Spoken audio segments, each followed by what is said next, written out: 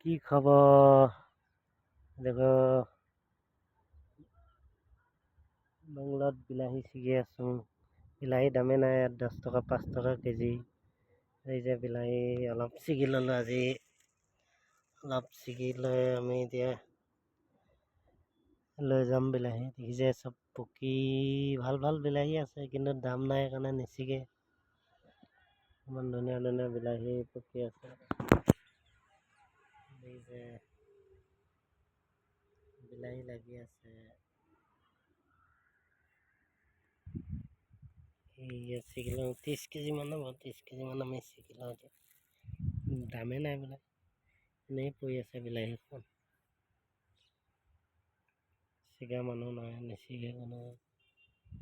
বেংগলত বিলাহী পকি দাম নাইকিয়া হ'ল, 10 টকা 5 টকা কেজি বিলাহী।